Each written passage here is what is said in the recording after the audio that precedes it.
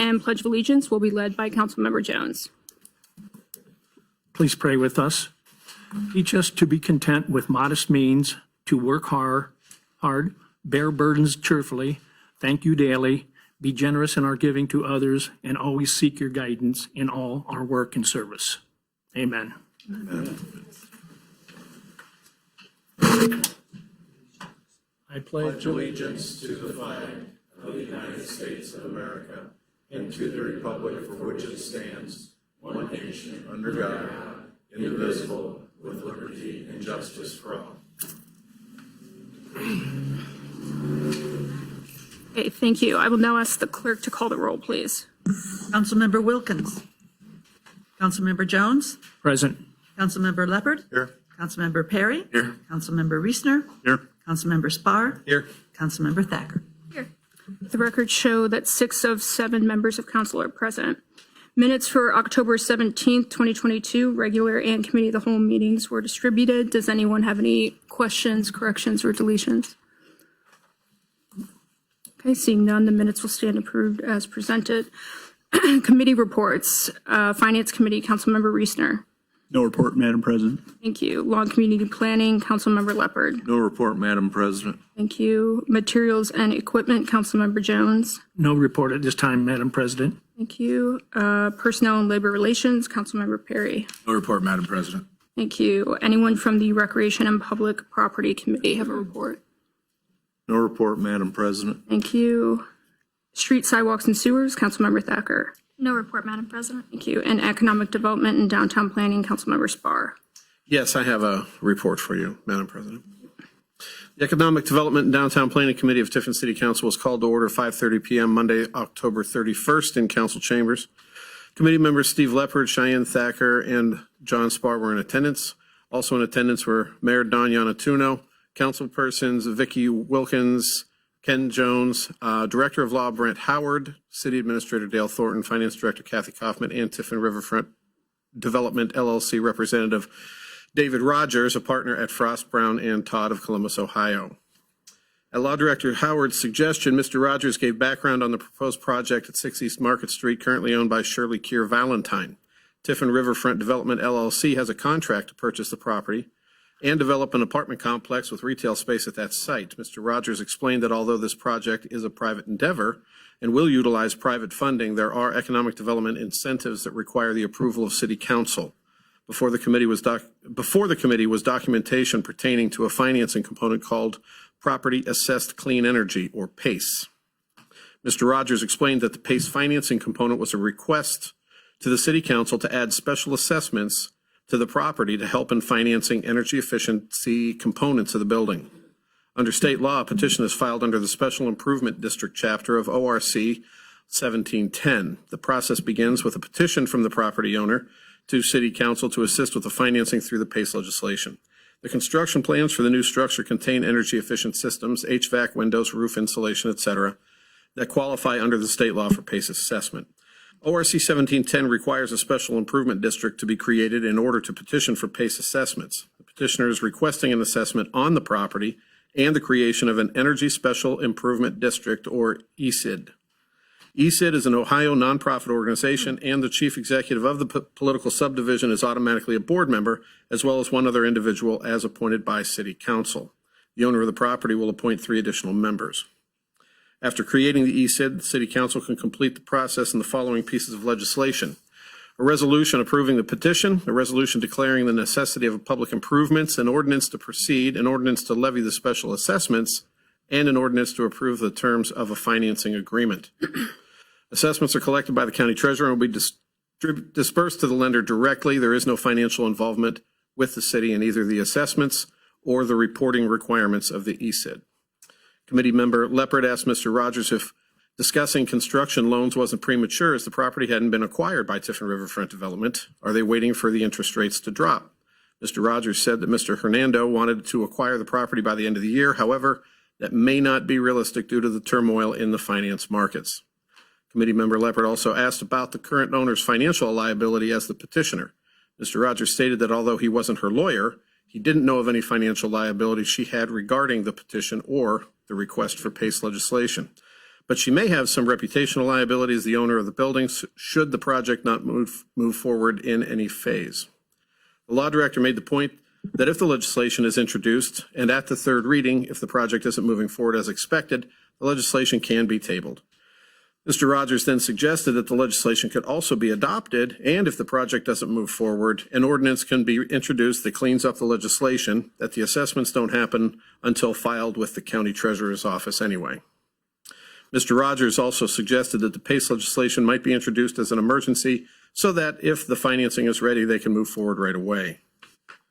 The law director then asked Mr. Rogers to explain TIF financing, tax increment financing. Yep. There is expected to be legislation for TIF financing soon. Mr. Rogers explained several scenarios regarding the tax increment financing. The property in question is a CRA or Community Reinvestment Area property that would be eligible for a property tax abatement on the increased value of the property for 15 years. Currently, the potential owner, Tiffin Riverfront Development, LLC, is not intending to take advantage of the CRA tax abatement. Tiffin Riverfront Development, LLC, wants to make payments in lieu of taxes under the TIF ordinance and under ORC 5709.40, under which the school tax will be paid in full based on the improvements and underlying land. The rest of the tax liability would be abated and used through the TIF legislation to pay for improvements to the public infrastructure or the acquisition of the site or both. Part of the monies from the payment in lieu of taxes would be used for land acquisition, and the balance would be used to establish certain real estate rights in the building to create permanent use easements that would give the city use of the lobby, rooftop, and possibly the hardscape on the river. This could include access for communications infrastructure on the roof for the city. Chair asked if there was any liability, financial or otherwise, to the city regarding this legislation. The law director stated that to his understanding, there is no financial liabilities to the city regardless of the status of the project. Only the property owner has liability for assessments. Committee member Thacker commented that she would be most comfortable with the 3 readings at a minimum, considering the local contention of this project in the city, and that the ordinances and resolutions can be amended if the finance charges change in the future. Committee member Leopard asked if TSEP or the property owner had any questions for the committee or Mr. Rogers. There were no questions. Councilperson Wilkins asked if the project was dependent on PACE and TIF financing. Mr. Rogers said that right now it is dependent on PACE and TIF legislation. Ms. Wilkins then asked if the legislation doesn't happen, then the project doesn't happen.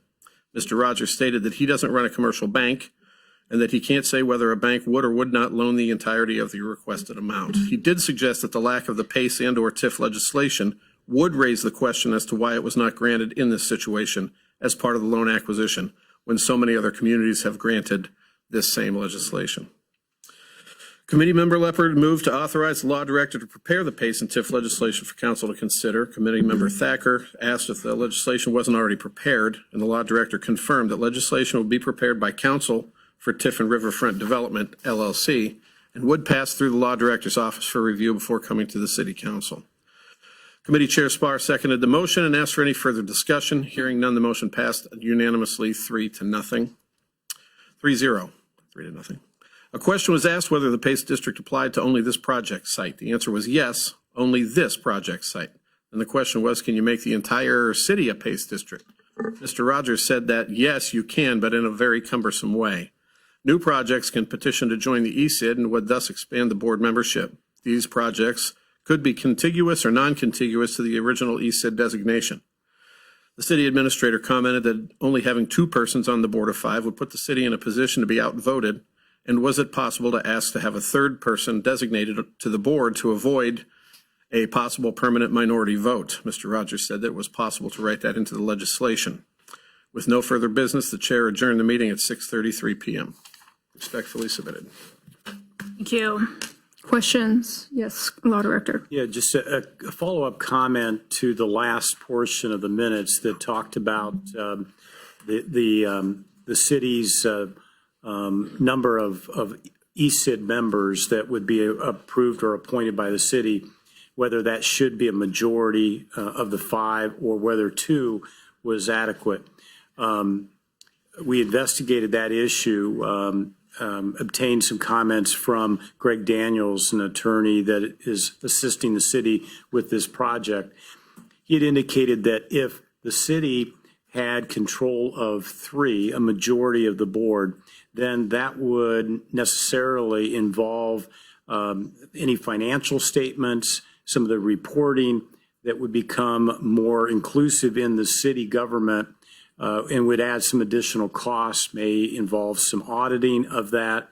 And he also noted that any of the projects that the ECID would want and recommend, they would have to do that through a recommendation to City Council. And ultimately, City Council would approve or not approve any projects for financing and special assessments with the ECID. So there really isn't any necessary reason for the control of that board, because you ultimately, as a backstop, control any of the projects that they might bring to the city. And as I said, there might be some additional cost and time involved with the organizational, the governance of the ECID. So for that reason, the legislation was prepared so that the city only has two seats on the ECID. One is the mayor, that's by statute, and then there is another appointment, and by the legislation that you have in front of you, it is Aaron Mons, the president CEO of TCEP. So that kind of gives further explanation on that last point of the minutes. Any questions? Thank you. Any other questions for Council Member Spar on his report? Okay, thank you very much. Committee of the Whole, does anyone see the need for a Committee of the Whole meeting? Okay. And we are now under reports of the officers. Her Honor, Mayor Dawn Yanatuno. Thank you, Madam President. I see we have a really full house this evening, and you picked a bad night to come. It's a packed agenda, so just warning you right now, you might be here quite a while. We'll try to make it as brief as possible. So I want to start out this evening. I have one proclamation. The Chamber is kicking off their Love Local campaign this season, and so I'd like to read a proclamation for them. Whereas the Seneca Regional Chamber of Commerce's Love Local campaign was inspired by American Express's annual Small Business Saturday, and whereas in recognition that supporting local businesses is more than simply shopping on one day, the Chamber encourages people to always love local, with this campaign running from November 1st through the end of the year. Loving local is vital to not only our business community, but the Tiffin Seneca community as a whole, and makes it the best place to live, work, play, and visit. And whereas the campaign will feature Chamber members through photos, videos, and social sharing, along with the Love Local window clings that can be displayed in store, and overall support from the Chamber team of local businesses. And whereas when you buy local, more money stays in the community. For every $100 spent locally, $67 will stay in the local economy. For every $100 spent at a non-locally owned business, $43 stay in the local economy. And whereas data shows that local retailers return 52% of their revenue back into the local economy, compared to just 14% for the national chain retailers. And whereas local businesses often have smaller margins on their goods or services because they support their communities by paying employees, maintaining their properties, and area marketing efforts, keeping more money circulation in the local economy. Therefore, be it resolved, I, Dawn M. Yanatuno, Mayor of the City of Tiffin, do hereby proclaim from November 1st, 2022 through the end of 2022 in the City of Tiffin as Love Local season, and encourage residents to support our small businesses, especially through the holiday gift-giving season, and increase spending in our community on this 7th day of November in the year of our Lord, 2022. And so they are here this evening. Would you like to say anything?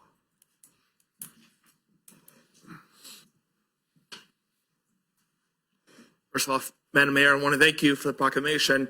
I think obviously through COVID, we get really a resurgence of local spending back in our community. But I think it's important to note that, supporting local is not important just on one single day, but all year round. And obviously, it's our job with the Chamber is to work with our members to ensure that they're supported. And we really feel like when our community knows a little bit more about our members, knows their story, really folks do business with people they know, people they trust. So that's the important thing about this Love Local campaign and really what we're trying to champion. So our members are seen, their stories are heard, and folks know really what products and resources are available here in our community. So I just wanted to say thank you on behalf of our team and our community.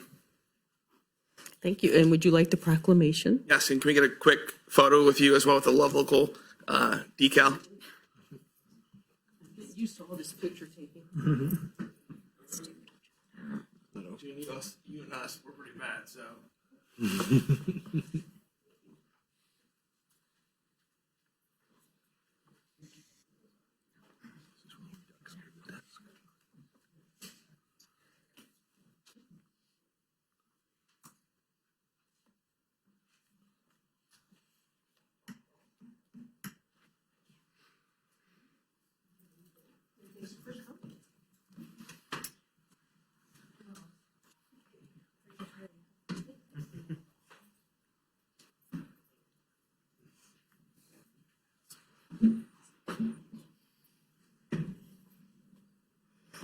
Okay, moving along. Tonight, we welcome back former Mayor Aaron Montz in his new position as CEO of TSEP and his team who are here to give us their biannual update on TSEP. Aaron? Thank you, Mayor Iannantuono, and members of council. We appreciate being here. I think, Nick, you have the presentation if you... All right, there it goes. It's coming up. So it really is a pleasure to be here tonight, and I appreciate the mayor giving us 45 minutes for this presentation. No, that's a joke. I told everyone they have about 4.5 minutes to get through their presentation tonight. I know as well as anyone how lengthy things can go, especially during budget season. So I do apologize in advance if we seem to fly through this. As always, we are more than happy to answer any questions that you'll have either after the presentation or coming by our office, contacting us via email, our phones, etc. But apologies in advance. So hard to believe. This is week number 19 on the position. Mayor, you're probably up to about week 16 or 17 now. Things are going very well within our organization. And really where we're at right now is I am kind of in a listening phase. I'm meeting with all of our members. We have nearly 80 different members in the Tiffin City Economic Partnership. And it's been sitting down and having lunch, having breakfast, conversations with our members to find out what can we as an organization do better, what things are we doing great that we need to continue with, and what things do we just need to either change. And what I'm hearing time and time again is the confidence that not only myself has, but the organization have in our team members who are sitting out here in the audience tonight. They do a phenomenal job in their areas of expertise. And I'm proud to serve alongside them as one of the 4 team members, 5 if you count our adopted Carol from Jobs Ohio. So with the organization, we're getting to the point that we're trying to communicate effectively. When we send you something, whether it's an email, whether it's a text alert or whatever, know that it's going to be important. We're not trying to kill you with information. We know that we all receive so many emails and phone calls a day. You all, especially from your constituents, most of you have full-time jobs. We want you to know when you receive information from this organization, it's something of high importance. But we're excited for the future. The Love Local campaign that was talked about here this evening, the timing couldn't be better to remind the public of what's going on. We are staring down a potential recession in this country. Inflation is absolutely out of control. And our small businesses in the community and in Seneca County are feeling the pinch right now.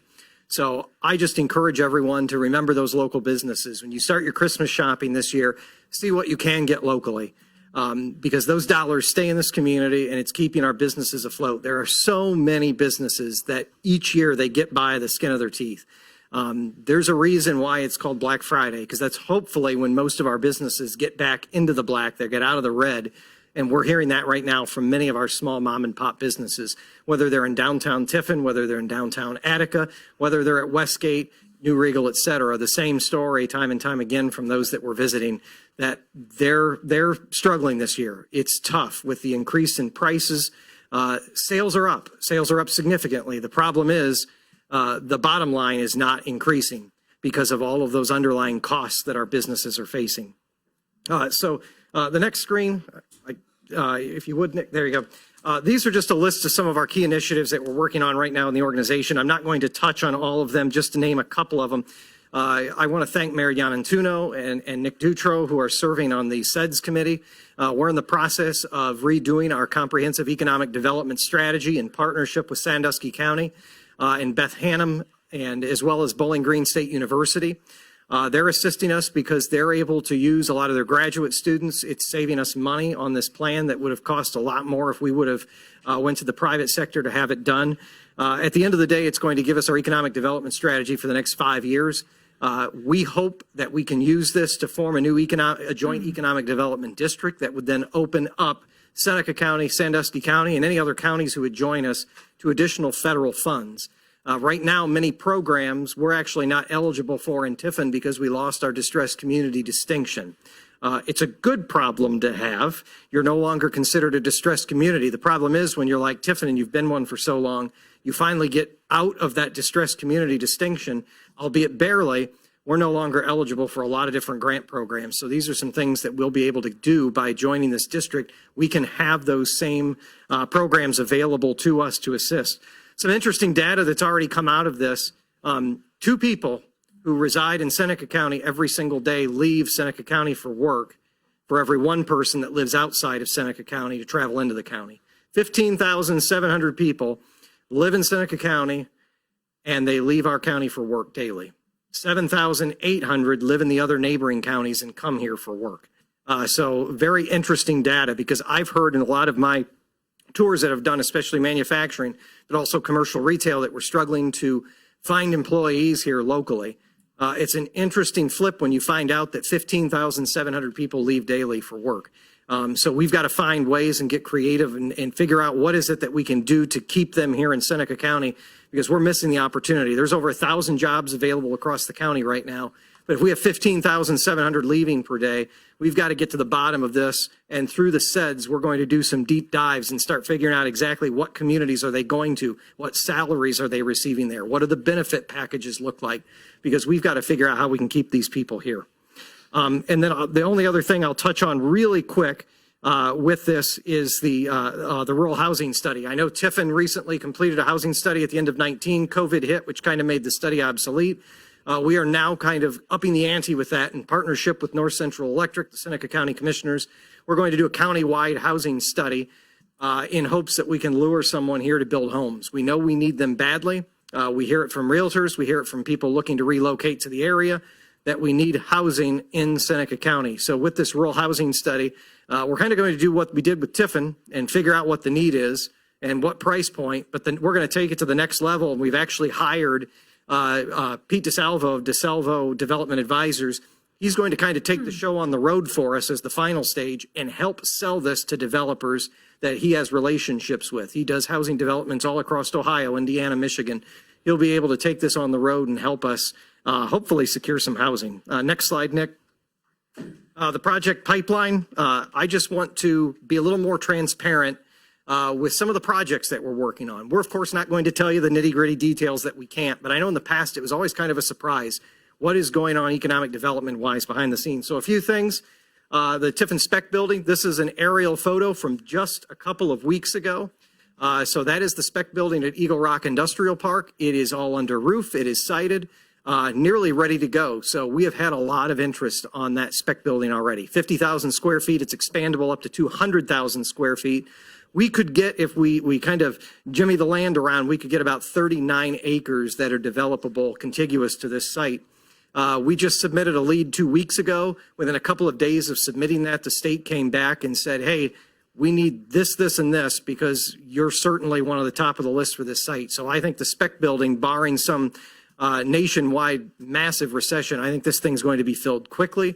If you look now, the leads are very different economic development-wise. Ever since Intel's announcement to come into Ohio, we're seeing huge projects that are far and away above what we could even do in Seneca County. I've had so many leads that I've seen that want 500,000 square feet. 1 million square feet. They want 500 contiguous developable acres. Those are parameters that we can't even meet because some of them are looking for 2,000 and 3,000 jobs. However, there are many still that are smaller that will fit into this spec building and work perfectly with the Tiffin economy. And then just to touch on the 4 projects at the bottom, Project Aquila, I may be before you as soon as the next council meeting already. That is a nationwide retail brand that I know you all recognize that hopes to come here to Tiffin. We are working on the final process for their CRA application, which will go before you and the school board. And if they're granted that, they plan to open a 60,000 square foot retail facility here in Tiffin, Ohio by the end of next year. Project Thorn is still continuing. Those with the city know some of the intimate details about that. That is a potential senior housing project that would occur here within the city limits of Tiffin. Project Honey is outside of Tiffin, but employs many Tiffin people currently. This is a manufacturing facility that's looking to add a $55 million investment, 80 additional jobs, new rail line, et cetera. Very exciting project because they employ many Tiffin folks, even though they're not located within the city. And then Project Gamgee is one of our newer manufacturing projects that is in the food processing industry. If they're awarded a contract that we're trying to assist them with, it would double the size of their capacity and their workforce. So those are just a little taste of some of the major projects that I and the team are working on currently within the organization. I already talked too long, Mayor, so I'm going to stop and turn it over to the rest of the team so that they can get through our points. But thank you for having me. I will sit down, allow Karina to come up and talk very shortly about operations and answer any questions at the end if you have any.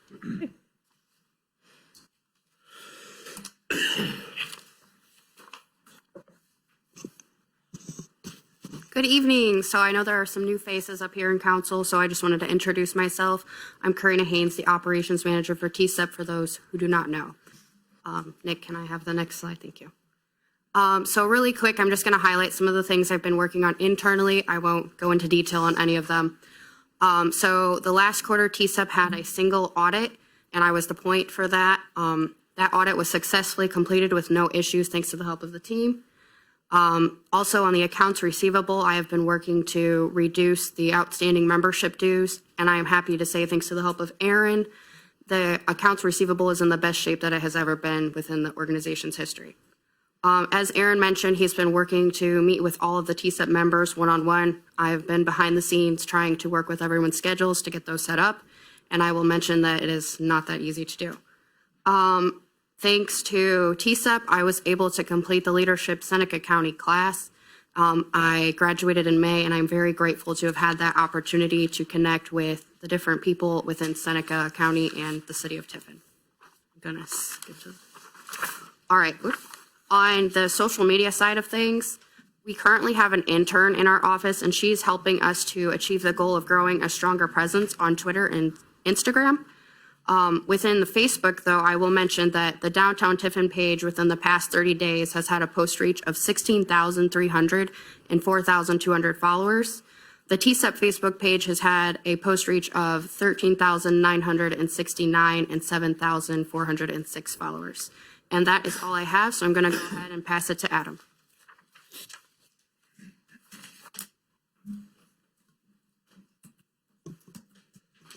Yeah, so just like Karina, it's been a while since I've been in a council meeting, and some of you are new faces. My name is Adam Gilmore. I'm the development coordinator for TSEP. So I'll start off with community development, which has been a very active area for us very recently. Dream Big Tiffin, one of our kind of premier programs for sourcing new community development ideas in the community. The Tiffin Community Development Committee decided that it was probably best to move that process from an annual program into a biennial process, simply because it will allow us to more easily help get projects across the finish line, get projects finished, rather than just adding new projects onto the pile constantly. Also, I will go in a little bit of detail on CDBG, the Community Development Block Grant. I know it is Mayor Iantuno's absolute favorite subject. I bored you all with that a few months ago now for about half an hour, 45 minutes, so I'll be brief. You trained us well. The program year 2022 grant, that is the grant that you all authorized us to apply for on your behalf earlier this year, was granted finally. We have been awarded that grant for $150,000 for the community kitchen project. I sent over the new grant agreement today, and we're hoping to get that ball rolling here soon. That has been backdated to September 1st, which was when ODOD was originally supposed to get that grant, but they've had a few delays that have been delaying quite a few of their grant programs. CDBG generally, we were under the impression that it would be moving to a purely competitive system. However, for the 2023 and 2024 program years, it will be remaining an allocation-based system. So we will be up once again for that $150,000 come 2024. Next slide, please. On entrepreneurship, also a fairly active area. There are 14 total opportunities currently in the clearinghouse. It's a mix of business sale investment opportunities that has generated 3 business sales over the life of the program, but the investment opportunities, which we have started looking at more seriously now, are really generating a lot of interest. We forwarded about a dozen inquiries on the Gibson Hotel project here in downtown Tiffin. And we're really hoping to be able to see local partners getting in on some of these larger development projects happening in our community. Additionally, I'm working on streamlining the services that we're offering to our entrepreneurs and to our existing business owners. That's more of an internal focus. Right now, it's a little bit clunky finding site properties, finding grants, anything that might be available to help get businesses off the ground. We're trying to make that simpler on our end so that we have that information more readily available to give out to business owners. And then next slide, please. Then finally, rural development. I know this isn't the area you're most interested in, so very quickly, we are working to increase our outreach to our rural stakeholders. It's something that this organization has struggled with in the past, is kind of juggling all the balls involved. So we're now conducting much more regular visits to townships and villages and keeping that on a regular cycle. We're also, as Aaron mentioned, beginning a new rural housing study, which is going to be very helpful in bringing up the housing supply that we have here in the county, which we're very concerned. If you remember the Tiffin housing study, there were about 550 units that were needed. If you expand that logically out across the county, we need more than 1,000 units of housing across the county. So this housing study will really help us get that across the board and get the housing that we need in the community, and hopefully start bringing prices back to a reasonable level across the county. That's all I have, so I will turn it over to Carol, our workforce development consultant. Good evening. I'm actually employed by Job and Family Services, but as Aaron mentioned, TSEP has definitely become my second home. And a lot of you, workforce is definitely an issue, and a lot of employers are struggling, and the team is keeping me very, very busy. Next slide. So some of the things working on the Job Seneca County Facebook page, it hasn't grown quite as much as the TSEP and downtown page, but people looking for jobs, it's not as fun as their pages. But we have had over 3,000 posts through the end of September, added over 400 followers this year. Job orders, I've posted 380 job orders so far this year, well through the end of September for local employers, and some of those are for multiple positions. So doing a lot with job orders and resume searches. Apprenticeships continue. I stated before in a previous meeting, we were the first county in Ohio to have a workforce board sponsored apprenticeship program. What that means for employers is we take a lot of the burden from them, auditing, taking the applications, but they still design the program. So currently we have had 6 complete and receive a certificate of completion of apprenticeship, and we have 12 more that are in the process of completing that. The manufacturing showcase we recently had on October 7th. It was our 7th year for this event. We had about 650 freshmen from 9 local schools in attendance at Tiffin University, and we had 21 different employers there to meet with the freshmen. And then just some examples of funding that providing for employers. For new hires, this is helping them train. We have a couple of different programs. So far, we've reimbursed $31,500 to local employers. That number could be higher, but the problem with that is that the new hires have to cooperate with an eligibility process. They don't always see what's in it, the benefit in it for them, so that number is lower. But incumbent workers is really where we're shining. With incumbent worker, we reimburse 50% of the cost of training for employers. We've reimbursed over $300,000 to local employers just in the first 3 quarters of this year. And we still have more projects that are open and continuing, and that number will continue to grow. Thank you. And next will be Amy Reinhardt. Good evening. For those that don't know me, I am Amy Reinhardt, the Director of Downtown Revitalization with TSEP. Okay, so just very quickly, I would like to thank City Council very much for the funding that goes into the facade enhancement program every year. This year, we've had 14 facade grant projects that were approved by the Architectural Board of Review and a return on investment of almost 3.5 times. We had about $340,000 of investment in our historic buildings downtown. So far this year, we have had 9 new businesses open, 2 businesses that have expanded, and 2 that are ready to open before the end of the year. Go ahead and flip it, Nick. Okay, just a few initiatives. We are currently working on the first time ever downtown Facebook page or website. So we're putting that together. This is going to be a great opportunity for, what events are going on, what businesses are downtown, how do you access information on who's on which committees, what incentives are available. It should be an all-encompassing website that is going to provide the information that not only our businesses need, but community members as well. We were very excited in June. We were able to host the Heritage Ohio Quarterly Revitalization Seminar from Heritage Ohio. That is the first time we've hosted that in 6 years. And I will tell you, a lot's changed downtown in the last 6 years. So it was a great opportunity for directors from around the state of Ohio to come here to Tiffin, see the change. And they were honestly, it was great because they had so many good things to say about our community. Downtown events, our third Thursdays went very well this year. Each one of them brought between 1,000 and 2,000 people downtown. So that's bringing people into the community. They're spending money, they're enjoying, they're learning what's going on downtown. Well, we're excited that we have a new event coming up here on December 2nd and 3rd. It'll be the Kris Kringle Market downtown. This is a traditional German Christmas festival. So come down, enjoy the festival, and shop at some of our local shops. While you're downtown, they're going to be open late on Friday night. The last in the initiatives, I do want to mention holiday lighting. This is something that we've been working on for about 2 years now, and we are very excited. The press release went out today. We have been working with Arnold Machine. We've been working with Sentinel Career and Technology Center. We've been working with Klaus Electric, Public Works. Finally, it's all come together. We were able to get 2 grants as well as matching funding from the city. Those were in production over at Arnold Machine and were completed last Friday. So now they're over at Sentinel and it's been fun. They've sent me videos. It looks like Santa's workshop over there, but those kids are assembling all of these, putting them together, getting the lighting assembled, all of that. And I know that Public Works was out and about today putting the brackets up. So our goal, assuming everything goes as planned, is to have them up by the tree lighting on December 2nd. So we're very excited about that. But this will replace those red and green lights that we've had on those poles. It's going to light up downtown a bit, and it's really going to bring a sense of community pride with the community branding on there. You can flip, Nick. And the last slide, we were very excited for the first time in downtown's history to receive 4 awards from Heritage Ohio at the state conference this year. So the first one went to Mary Lewis for Spirit of Main Street, and very well deserved. The second one, residential rehab for projects over on Adams and Frost Parkway.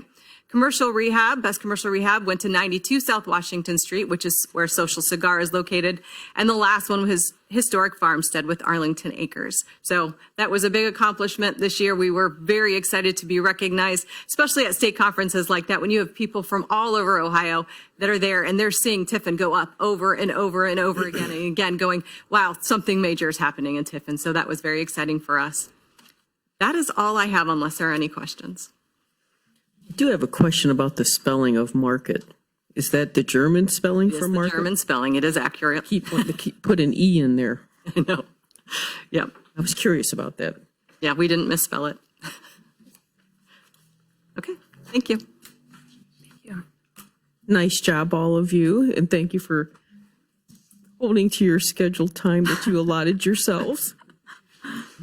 If you'd like to leave, we won't be offended. The scouts ways to sit. Because we're getting ready to go into budget. Aaron says he's seen enough budget meetings. Thank you, guys. Nice job, thank you. And before I forget, I would like to invite council members to join me on November 16th at 4 p.m. at the number 1 fire station to swear in 5 new firemen. Quite excited about that. So if you have the time, we'd like to see you there. So this is the first of 3 meetings to go over the proposed 2023 budget. We need to set a meeting time for the 14th, and Bridget will handle that in a little bit. And I'd like to run through the first 10, so don't panic. They're all pretty straightforward. So,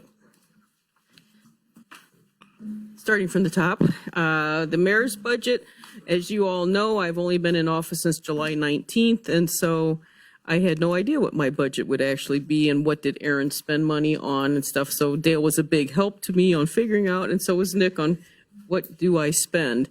And so we were able to reduce some areas, but we had to increase indigent burials from 750 allowed to 1,000. And then we're also going to have to be looking at IT services because NCO ESC would like us to branch off and no longer use their services because they are school specific. And then moving into, and for mine, it was on page 8 of 75. So City Administrator Dale, found out that not all department heads are at 40 hours, and I thought that was very important to get everybody because they all work well and above their 40 hours anyways. And so Dale is one of the department heads to go to 40 hours. His budget's on pages 9, 10, and 11 of 75. Dale, do you want to add anything? Well, in 122, the mayor already mentioned the only real increase is in wages and benefits. 123 is the city hall budget, and most of the increases there are around utilities because of the increase in electric, water, and gas that we're seeing. So most of the increases in 123 are there. I think $12,000 of the increase is due to utilities, and about $4,000 is a result of cleaning services that we expect some increases in. We have to, we're accepting proposals for the cleaning services for City Hall and the Finance Building, plus we'll have a little bit of increase with the new windows that were put in to replace the opaque panels that are on the top of these windows. So I'm sure that the cleaning service will ask for a little more money for washing our windows 3 times a year. So that's it for 122 and 123, unless there are any questions. Moving along, Nick, Director of Communications and Constituent Services, is page 5 of 75.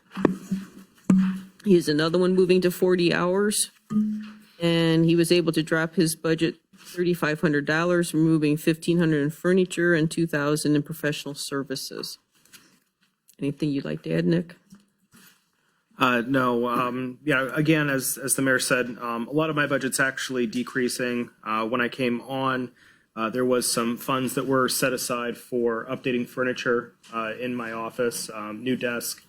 Mostly of that went to the new desk and getting rid of the filing cabinet that was in there. So it's much more functional as an office space. Before it was much more of a receptionist office. So that was something I could take out of the budget. Still planning on a number of changes or new things we're bringing in. Continuing the website, all of these services that previously came out of the mayor's budget for our website. Those will now be on my budget. We're also spending a little bit less every year for our website. So while we had a big expense to get it up and running, the annual maintenance costs are actually much lower than what they were previously. So a few changes here and there, but overall a decrease from last year. Thank you, Nick. Director of Law, Brent Howard, page 4 of 75. He's got a few slight increases, but that's expected, so. Yeah, the only real increase that I have this coming year is in the contractual services, the prosecution line item, 5,400. This is on page 5 of 75. That increase is approximately $9,600. and that is what we pay as a city to the Seneca County Prosecutor's Office for municipal court prosecution. We did increase it by 2% last year. This year, I had talked with the county prosecutor, and it's more appropriate for 5% for several reasons. There are, of course, inflation has caused increases in wages. They need additional money to attract and retain prosecutors. That's been a problem historically for that office, the city prosecutor's office, and they continue with that problem. So the only increase in my budget, anything real significant, is the increase of 5% of the prosecution services. Any questions? Okay, moving along. Thank you, Brent. Director of Finance, Kathy Kaufman. Hers is pretty much a set cost. Slight decreases in postage, operational, and refunds. Kathy, anything you would like to add?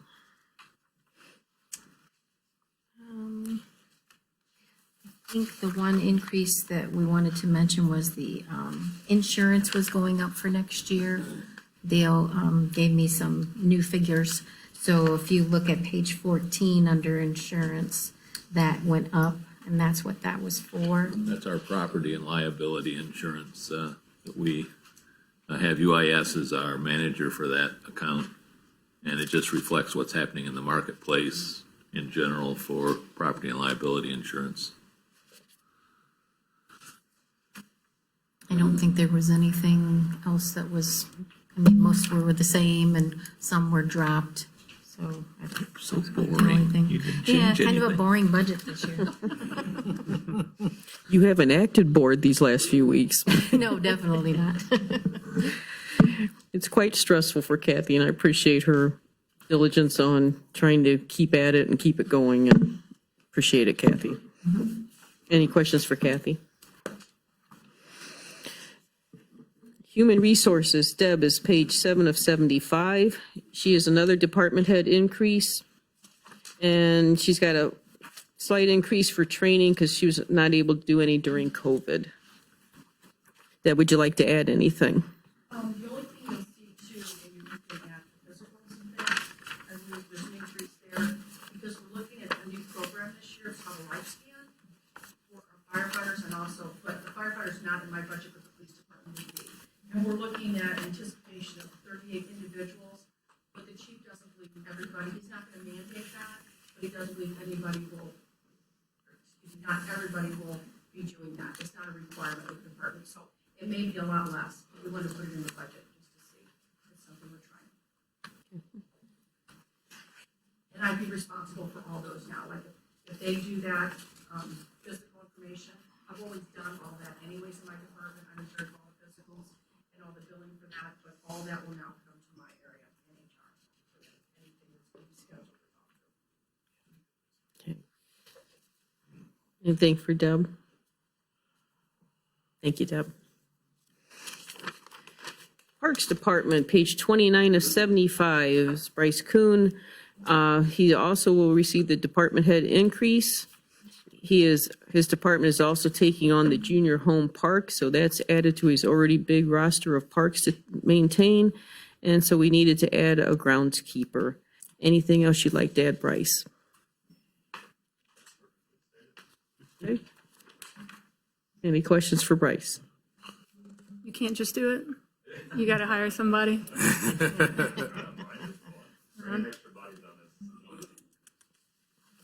No, that makes sense.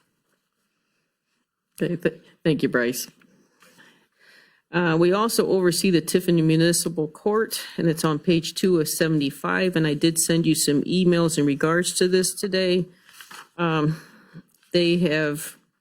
The judge has ordered bonuses for their full-time employees, which will equal out it ranges from $2,500 to $500, and it'll total to $14,000. We had proposed a 4% increase, but the judge has ordered a 6% increase to their wages. They did do a decrease of 20,000 in contractual services and a 5,000 decrease in office supplies. But as I sent those letters to you to inform you, there's not too much we can do about it because the judge can order it. Brent, would you like to add anything to that, or? By statute, the city of Tiffin has an obligation to provide for employees to serve in that court. So by approving a budget, you are fulfilling the statutory requirements and duties that you have.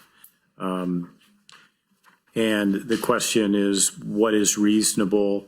The judge has an idea and has ordered certain amounts. And frankly, it's difficult to go against a judge's order. I think moving forward, my suggestion is that there is good dialogue between whoever will be serving as the court, because this is in a kind of an interim time period for the court right now with visiting judges. But should be good communication throughout the year for planning for this. So hopefully this won't happen, but very infrequently. But I'm not sure that at this point legally, without any wage rate study, even to present, and whether it's really worthwhile to try to fight this, because again, you would be going up against a court order. And if you don't follow it, you could arguably be in contempt of that order. So you don't want that to happen. Those are my comments. Thank you for helping explain that. The last two are City Council and Council Clerk, page 1 of 75. There's no changes to the budget. And so this one's relatively painless tonight. That's why they're all lumped together. These are the easier ones. So Bryce and Deb, if you'd like to leave, we understand. You're welcome to do so. I'm sure the others would like to join you, but they have to stay. So that concludes the budget for this evening. The next one on the 14th will be Public Works, Engineering, and the water treatment plant. And then the final night will be Police and Fire. So all five of those will probably take a little longer, so that's why we've separated them out. Okay, so continue with my report. Update on events. The farmers markets are finished for the year. Trick or Treat from 3 to 5 was a huge success. It was a beautiful day and great to see so many families out and around enjoying the day together. Karaoke, I told you I was all doing that at Calvert. That was a fun event with the students, and I like to thank them again for inviting me to join in. I actually spent probably about an hour and a half down there. They invited students to join us because I was supposed to be with the 7th graders but they were on a retreat. So they opened it up to all classes that happened to be on a free period. And so it was quite interesting. But they let me sing Bohemian Rhapsody. All right. Wow. And they helped me. And then we also did Sweet Caroline, which they even did the boom, boom, boom and all that stuff. And what really surprised me was the songs they were requesting were all songs I knew. Yeah. They asked for Elvis Presley's Hound Dog, and one of the young men sang that and did the stuff on the gym floor. And then they also did Billie Jean by Michael Jackson, and one of the students is even doing the moonwalk along with it. So it was an entertaining morning. And so it was a lot of fun. They couldn't have been more gracious. Being in the building, they all kept thanking me for coming. It was just a really wonderful morning to spend with the students, and so I had a great time there. On October 27th, I spent the morning with CASA volunteers and learning about all they do for children. They're always in need of volunteers, and I've invited them to speak here at a future meeting. They do a lot of good things on a really limited budget, so hopefully we can help with that. I would like to thank TU and staff for an interesting glimpse into their lives of their students and a personal tour of their facilities on Wednesday the 2nd. Quite a few of us were there.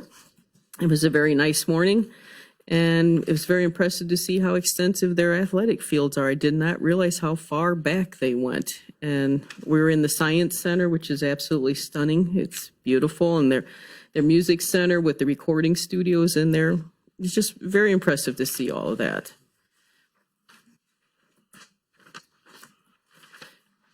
And then I also spent all day Thursday, November 3rd, out at the NCO ESC to learn firsthand about all the services available in Seneca County for those in need in difficult situations. It was hosted by Job and Family Services and Family and Children First Council.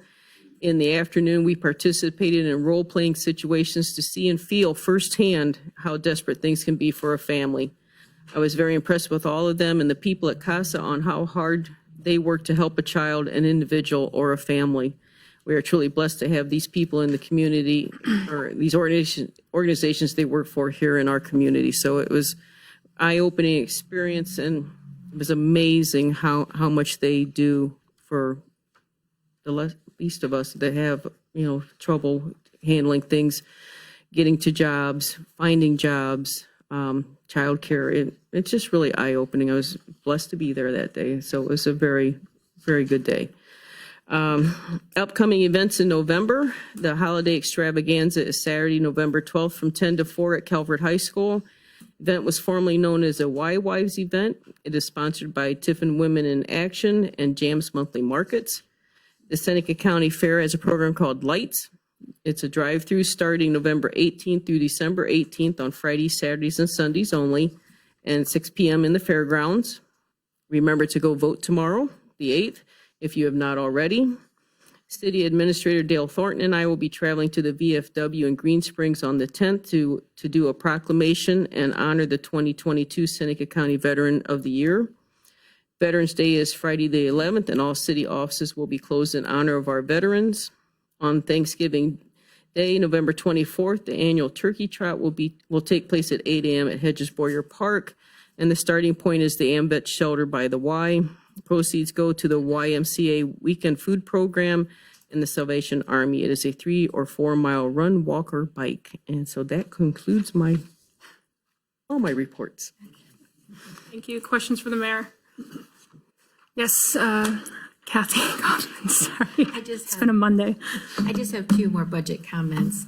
On page 28, in the block grant area, I think you heard during TSEP's report, they were talking about a grant that we were just awarded.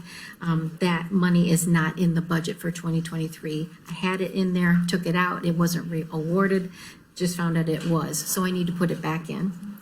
And then on page 49 in the capital area, I found out that we're going to receive a grant to help pay for the South River Road project.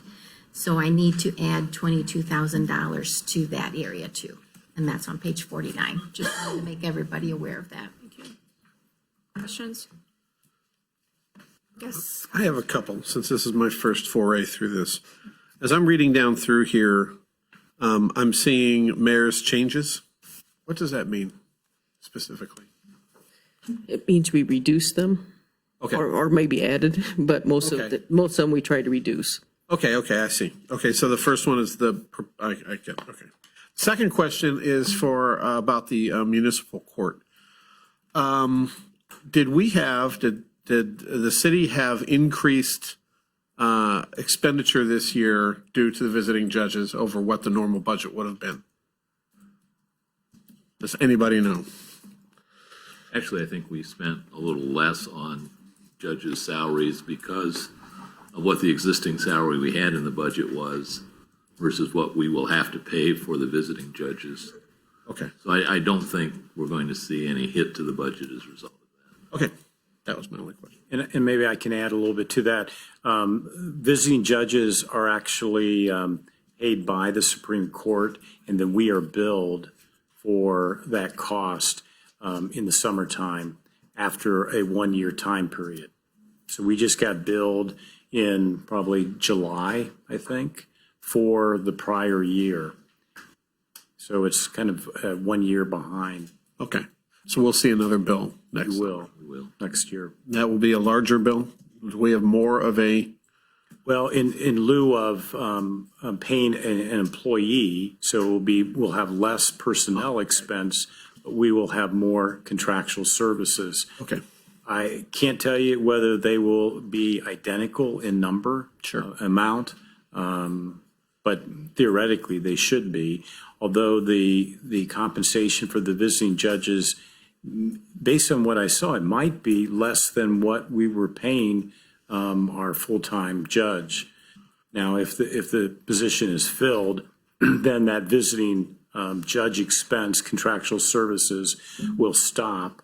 And we will start again picking up the personnel expense because we will have an employee moving forward.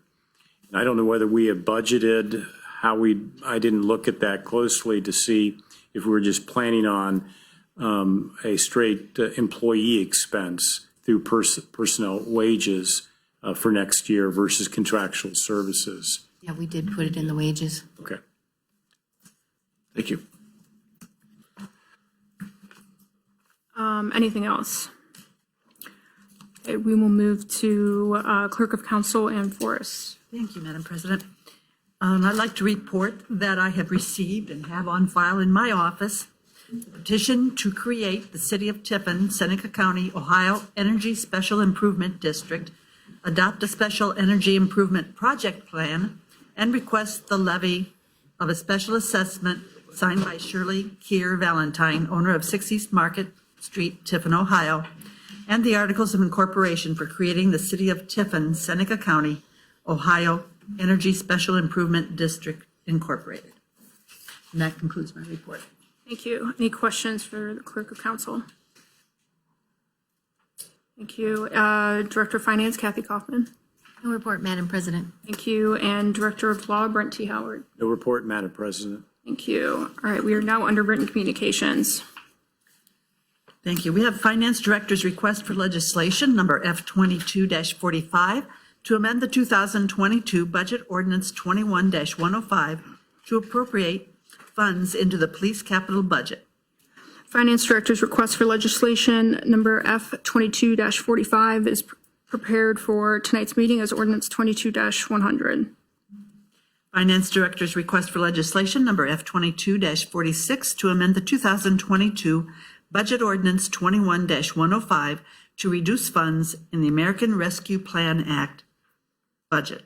Finance Director's request for legislation number F22-46 is prepared for tonight as ordinance 22-101. Finance Director's request for legislation number F22-47 to amend the 2022 Budget Ordinance 21-105 to appropriate additional funds into the general fund budget. Finance Director's request for legislation number F22-47 is prepared tonight as ordinance 22-102. And Finance Director's request for legislation number F22-48 to amend the 2022 Budget Ordinance 21-105 to appropriate additional funds into the general fund budget. Finance Director's request for legislation number F22-48 is prepared tonight as ordinance 22-103. We also have a letter from Judge Kevin Smith of the Tiffin Fostoria Municipal Court regarding the 2023 budget. This letter will be held on file in the clerk's office. And that concludes written communications. Thank you. We are now under oral communications. Anyone wishing to address council may step to the podium and direct your questions to myself. Where'd they all go? Yeah, we just lost it. All right. Seeing none, we are now under motions. Are there any motions this evening? Okay, we are now under resolutions and ordinances. Thank you, Madam President. We have resolution number 22-33, introduced by Daniel Perry. Resolution approving mayor's appointment of Donald Swartz to serve a term on the Fair Housing Board from the effective date of this resolution until December 31st, 2024. This is the first reading of resolution 22-33. Councilman Perry. Thank you. I'd like to ask for passage of resolution 22-33. There's a motion for passage of resolution 22-33. Is there a second? Councilmember Thacker. I'll second the motion. Thank you. There's a motion and a second. Is there any discussion? Seeing none, I will ask the clerk to call the vote on the passage, please. Councilmember Jones. Yes. Leopard. Yes. Perry. Yes. Reesner. Yes. Spar. Yes. Thacker. Yes. Resolution 22-33 passes with a vote of 6-0. Resolution number 22-34, introduced by John Spar, a resolution approving a petition, articles of incorporation, and initial plan for the City of Tiffin, Seneca County, Ohio, Energy Special Improvement District, and declaring an emergency. This is the first reading of Resolution 22-34.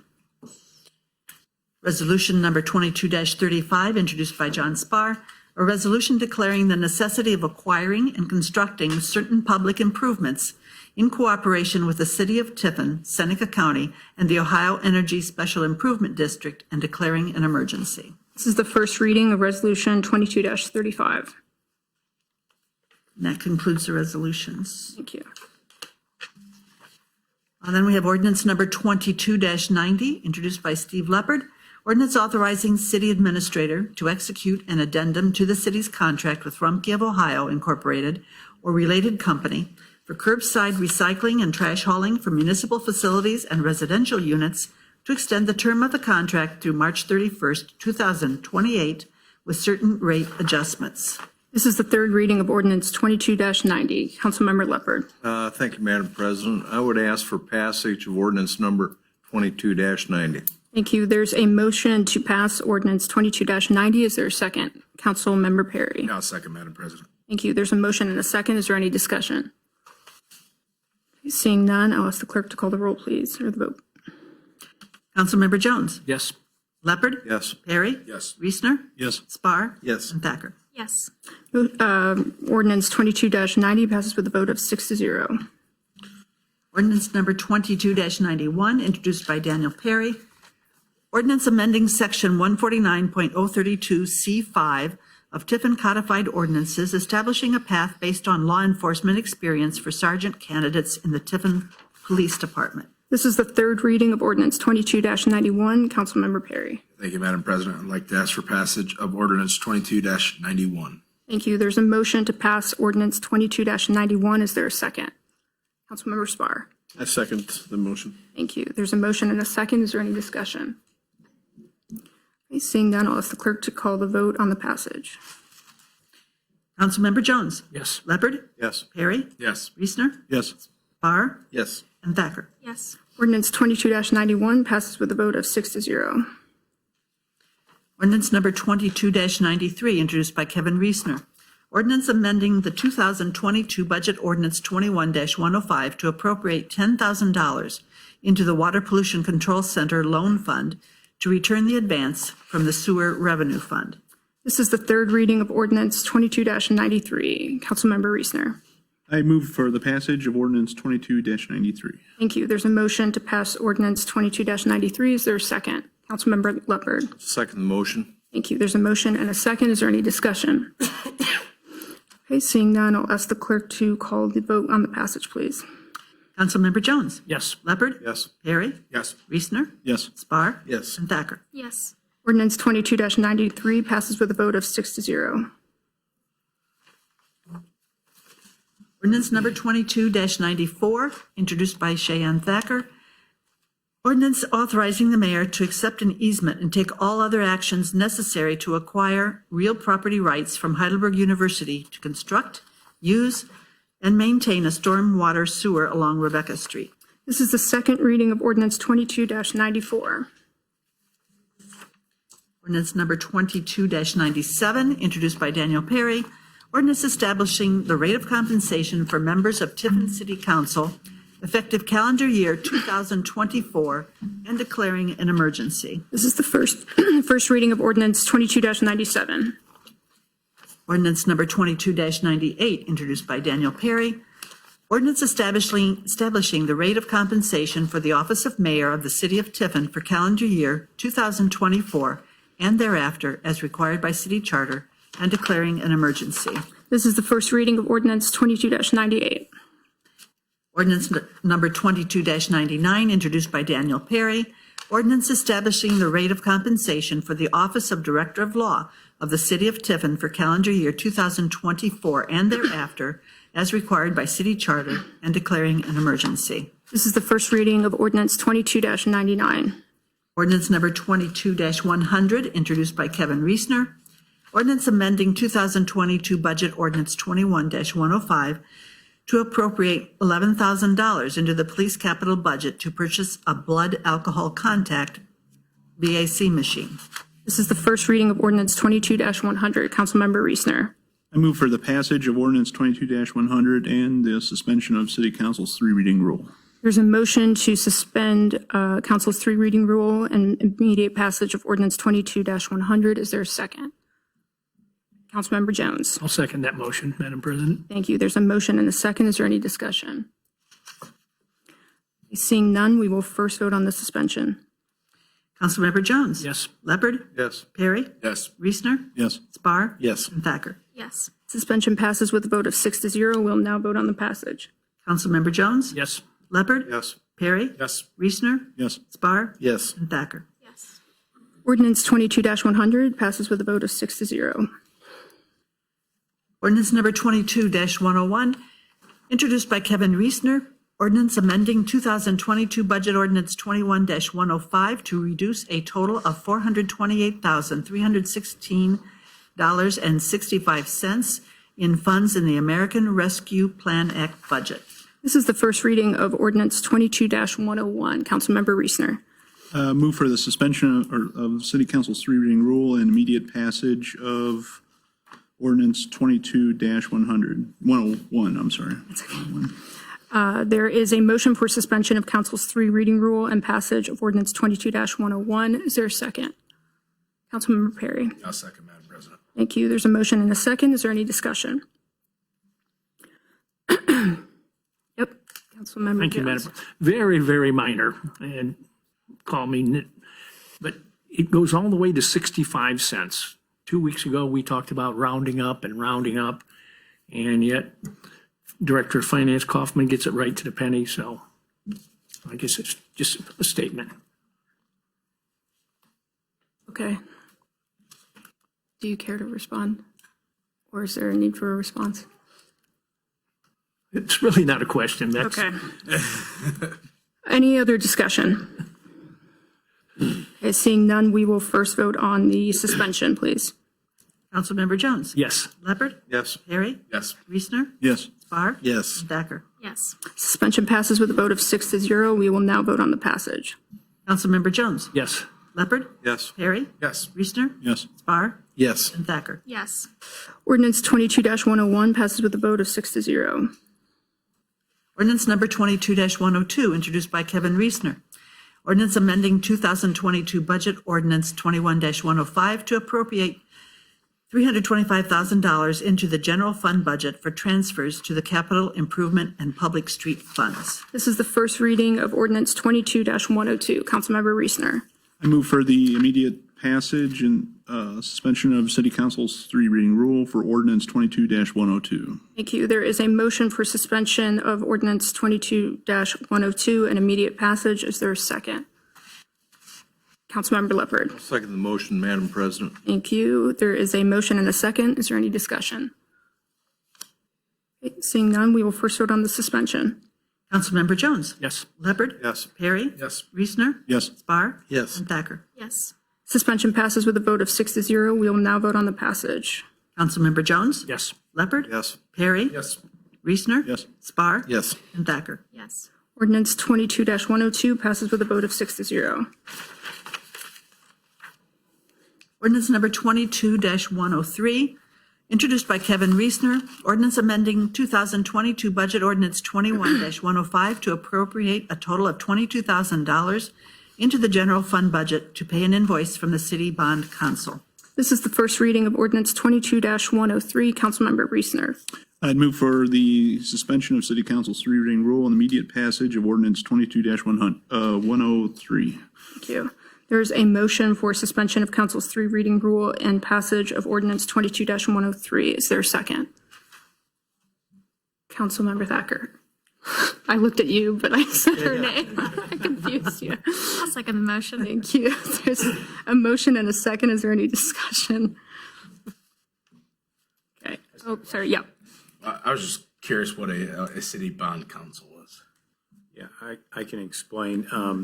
Squire Patton and Boggs. They have served for decades as our bond counsel. And that means that they assist us with issuing bonds, issuing then debt financing to help us pay for things. And that becomes kind of their title, their bond counsel. But as you know, in this particular matter, this didn't deal with bonds. This dealt with the municipal court judge matter. So that's just kind of a general name reference that we refer to them. But they really are outside counsel that you can look to. They know the city. They follow us closely in a lot of ways, and so they're familiar with us. And that's why I believe that you retain their services. But it was not for bond work. It was for other specialized services. Thank you. Thank you. Any other discussion? Okay, we will first vote on the suspension, please. Councilmember Jones. Yes. Leopard. Yes. Perry. Yes. Reesner. Yes. Spar. Yes. Thacker. Yes. Suspension passes with a vote of 6-0. We'll now vote on the passage. Councilmember Jones. Yes. Leopard. Yes. Perry. Yes. Reesner. Yes. Spar. Yes. Thacker. Yes. Ordinance 22-103 passes with a vote of 6-0.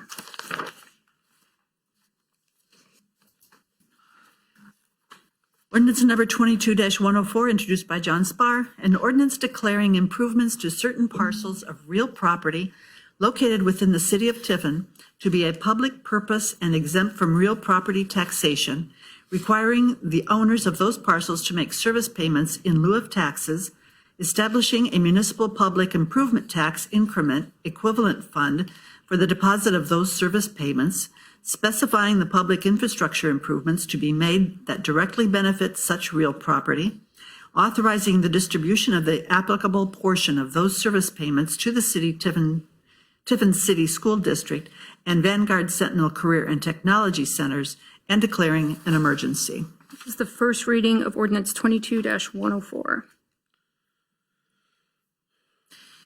Ordinance number 22-105, introduced by John Spar, an ordinance authorizing the city's participation in financing special energy improvement projects, authorizing the execution of documents to effectuate such financing, and declaring an emergency. This is the first reading of ordinance 22-105.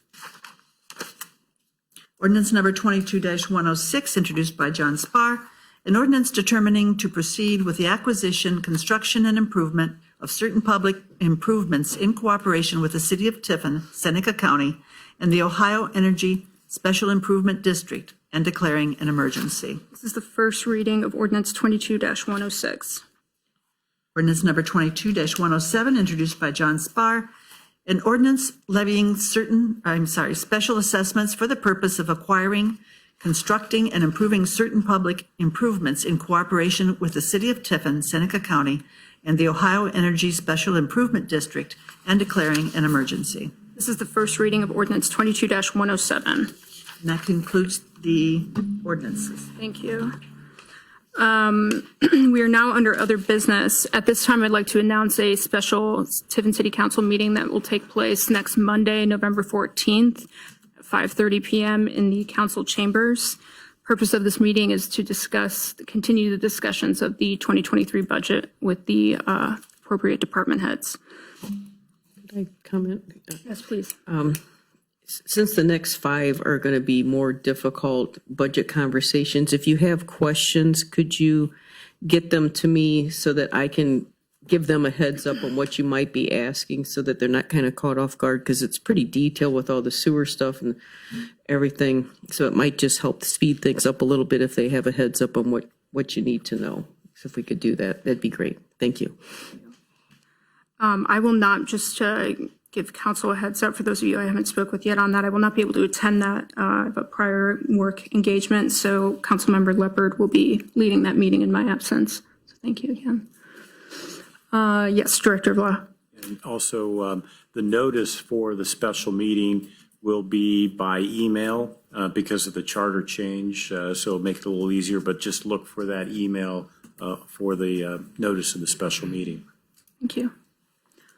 Councilmember Perry. Thank you. I just had a question, and it pertains to mostly the PACE and the TIF stuff.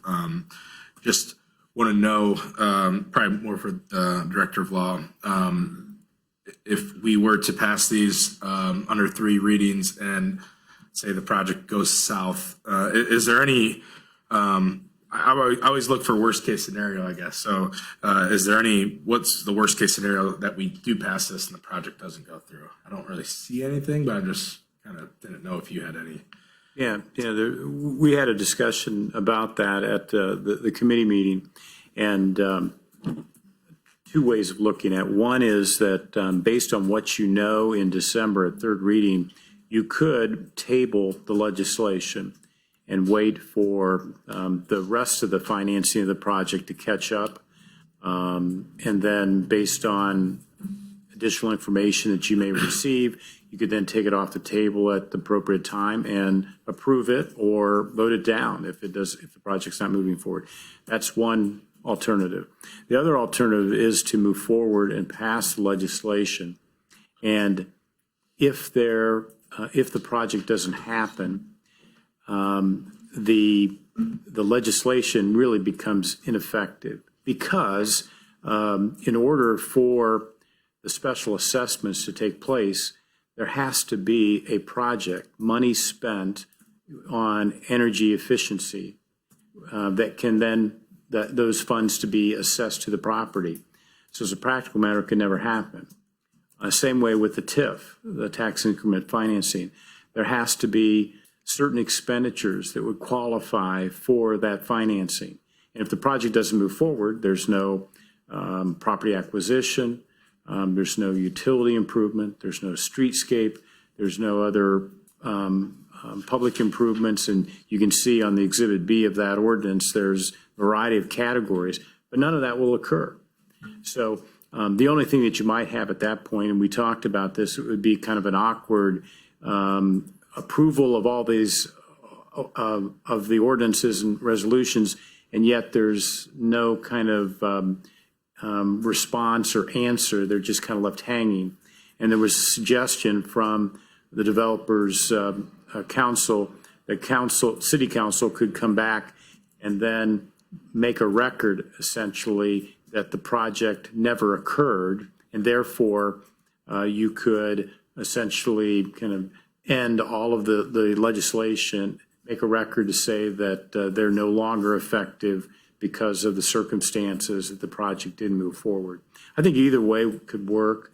I would say let's wait and see what happens, and we'll know a lot more in December. We'll get a report from the private developer, and maybe you'll feel comfortable going with one alternative or the other. We'll have a conversation with the private developer, but does that answer your question? Yeah, I just wanted to make sure that theoretically, the current owner, use these to their advantage as well if the sale doesn't happen with the developer, or if, say, they sell it to a whole different party that steps in. Would these still, are these tied to the property? Are they tied to the project? I'm just trying to. Really tied to this project. Okay. If the property owner wanted to do something with this, it would have to be kind of reworked entirely. Okay. All right. So it is project unique, but again, it's not going to hurt the property owner financially. As the attorney said, it could reputationally hurt her. I'm not sure exactly what he was getting at, other than people in the community knew that she was had agreed and was working with a private developer on a project that didn't go forward, not to her own doing. She just was cooperating, and it didn't work out. Sure. I don't know if that really hurts her or not. So I think that's how we kind of, let's wait and see where we're at in a month. Right. Just from my perspective, I would think, a bank would want it passed before they would, move forward with financing, but obviously we can have that discussion with the developer and their lawyer. Yeah, my comment to that is possibly, but it's, I work with a lot of business development projects, and it's not uncommon to have loan commitments to be conditioned on many different things, including other financing. There's other parts of this too. We've talked about that there has to be private investment, equity investment from third parties into the project. And that may not be in place by the time a bank is ready to issue a loan commitment, but they will definitely tell the private developer, we're not going to extend the loan on whatever terms unless we know and see that there is a contribution of equity of some amount, percentage of the project. Likewise, they may say that we won't go forward with the loan unless there's the PACE and TIF financing at the levels that have been suggested by the developer. Thank you. Any other business to come before council this evening? Yes, Councilmember Reesner. Early in the morning on October 28th, around 24 veterans departed on an honor bus trip from the Seneca County Fairgrounds in Tiffin's 3rd Ward, and they returned late evening, October 31st. These honor flights are an opportunity to honor and thank the Americans who secured our freedom by bringing them to the nation's capital to see the memorials that commemorate their service. During this trip, our area veterans also paid tribute to their fallen brethren and laid a wreath at the Tomb of the Unknown Soldier at Arlington National Cemetery. And they also paid their respects at the Flight 93 Memorial en route. So during their service years ago, many of them returned home to anger and animosity due to the difficult climate as the Vietnam War concluded. And I was proud to be part of the group at the fairgrounds to properly welcome them back on this trip. So as Veterans Day approaches, I encourage everyone to make sure their flags are out and thank them for their service. There's some in this room. And it goes without saying, we appreciate the organizations, the businesses, the colleges that support our veterans in many ways. And there's some football games. I think the University of Findlay is playing Tiffin University on November 12th. All the veterans get in for free there. Heidelberg is hosting a ceremony on November 11th at 11 a.m. And they also had a free admission day. So thanks again to all the veterans. And Yeah, thank you for raising that, and I echo all your words, so thank you. Anything else to come before council this evening? No. Okay, all right, well, thank you, everyone. Appreciate it. Have a good evening.